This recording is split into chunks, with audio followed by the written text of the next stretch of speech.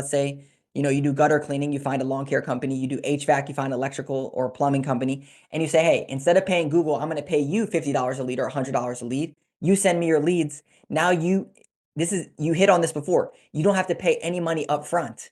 All you're doing is paying when they give you leads. So it's a pay per lead model. So it's free until you get leads or customers coming in. So when we talk about new customers, a lot of times, to your point, if you're in a saturated market, there's going to be people that have been doing SEO for 10 years. To think that you're going to come in and magically get 3,000 Google reviews and outrank them and all this stuff, it's not realistic. But building B2B partnerships and taking and building a brand of partnerships around you is realistic because a lot of people are not doing it.